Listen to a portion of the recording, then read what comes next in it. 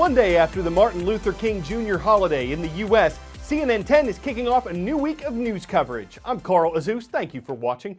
For many people in America, yesterday was a day off school or work. The holiday became official on the third Monday of January in 1986, after President Ronald Reagan had signed it into law more than 2 years earlier. But in recent years, the U.S. government has pushed for the Martin Luther King Jr. holiday to be recognized not as a day off, but as a day on, a day of service. The Corporation for National and Community Service quotes Dr. King's statement that life's most persistent and urgent question is, what are you doing for others? So that theme joins the memory of Dr. King's impact on the U.S. civil rights movement. Dr. Martin Luther King Jr.'s legacy of nonviolent protesting lives on. To get a better understanding, I took a trip to Atlanta's Center for Civil and Human Rights. The center's Latasha Smith provided the history lesson. So in the 1950s, you also had the death of Emmett Till and how that really sparked the civil rights movement, because people were outraged that this young black boy was killed for allegations that were untrue and false, and his murder being so unjust and so brutal at the time. Till's death pushed King and others to develop more unified strategies of protest. That included the bus boycotts and the lunch counter sit-ins across the South. And so we have the Greensboro sit-in at the Woolworth lunch counter, and that's in the 1960s, where students at North Carolina A&T sat down at white-only counters to protest the segregation that was taking place there. Sit-ins like these were conducted by college students. They endured racial slurs and physical violence just for the right to sit at the whites-only counters. The sit-in movement was a precursor to the March on Washington. The march inspired many with its peaceful show of solidarity and amazing speeches. But its leaders wanted more. What was the strategy behind it? What were they fighting for? What specifically did they want? So the March on Washington was all about jobs and freedom and equality. And what a lot of people don't know is that there were a set of 10 demands that were created and that were drafted up that the protesters wanted to achieve. Though much has been accomplished since the march, at the time, opposition to change persisted, and so did violence.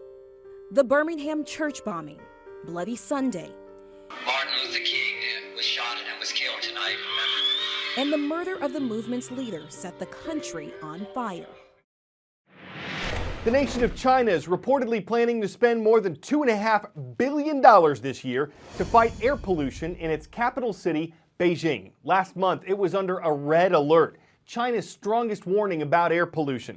To reduce it, the Chinese government's planning to remove thousands of older, higher polluting cars from the road, to reduce the emissions from factories, and to replace coal with clean energy.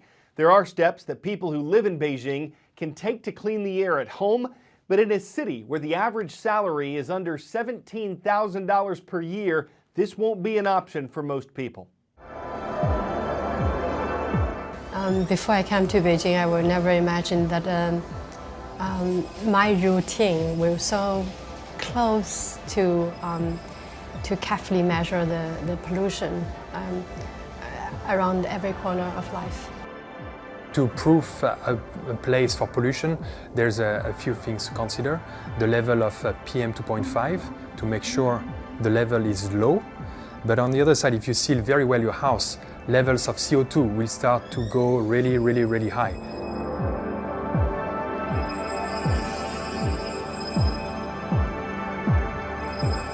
So this is actually quite an expensive system. So the airflow being brought in is actually quite large. Fresh air is taken from here. It goes into the pipes, into every single room. So you've got one pipe going here, you've got the other pipes going there to serve every single room into this apartment. But you still need to have this kind of standalone equipment, air purifying machines, usually one per room, in order to really make sure to finalize the cleaning of the air.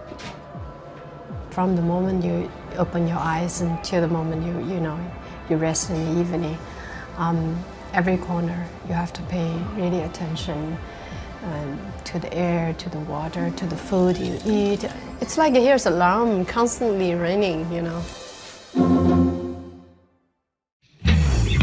10 30-second trivia. How much of the Earth's surface is covered by oceans? 35%, 56%, 71%, or 97%? The oceans cover about 71% of the Earth's surface, but they have 97% of the planet's water. And in that water, potentially millions of undiscovered plant and animal species. This one, the ruby sea dragon, was only identified in 2015, and this is the first ever video of live ruby sea dragons. It was captured in an archipelago near Western Australia. A remote-controlled vehicle filmed ruby sea dragons swimming and feeding. Before 2015, scientists believe only 2 species of sea dragon existed, so this is the 3rd ever captured on camera. A sea dragon is a type of fish, and researchers think this one might use its long tail to grab onto rocks so it's not carried away by strong currents. Next up, another caught on camera first for science. This video's a little scarier, but as long as you're not rooting for the snake, everything's gonna be all right. It shows a rattlesnake, a type of pit viper, aiming for a kangaroo rat. This is the first time that high-speed video captured a viper striking at its prey in the wild, and yes, it's a miss. The rat somehow twists in the nick of time and gets away. This footage was recorded at 500 frames per second. Playback is slowed down 30 times. That gives you a sense of how fast all this really happened. Apparently, not a lot is known about rattlesnake strikes in the wild, so filming like this can help biologists better understand them.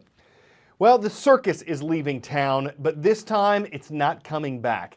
At least, it's not as far as the Ringling Brothers and Barnum and Bailey circus goes. It's been operating in the U.S. for 146 years, and millions of people went to the circus each year in recent times. But the numbers and the ticket sales they brought were shrinking, and the company that operates the circus recently announced that its last performances ever would be this May. It's the end of the road for the greatest show on earth. In just 4 months, the curtain falls on the one and only Ringling Brothers Barnum and Bailey Circus, an iconic road show that defined the circus experience for generations of children. In the end, CEO Kenneth Feld said the circus was simply too expensive to produce. His family has owned the show for the past 50 years. But ticket sales were declining, and the circus's fate was likely sealed last year when it retired the popular elephant show.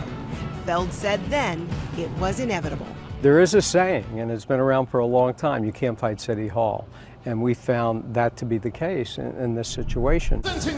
For years, the elephants and their dance routines were a big draw for circus fans, but not at all popular with animal rights groups, which deplored their treatment and repeatedly criticized, picketed, and sued the company for its treatment of animals. In 2011, the circus paid a fine of more than $250,000 for alleged violations of the Animal Welfare Act. And last year, it retired the elephants to a conservation center in Florida. After the closure was announced, People for the Ethical Treatment of Animals declared victory, while admitting its war against other wild animal exhibitors, including marine amusement parks like SeaWorld, is far from over. The last performance of the Ringling Brothers Barnum and Bailey Circus will be on May 21st in Uniondale, New York. Frederica Whitfield, CNN, Atlanta. Responding to animal rights groups, the CEO of the company that owns the circus says its closure is not a win for them, and quote, "This is not a win for anyone." He added that entertainment has changed and that the traditional family unit is different.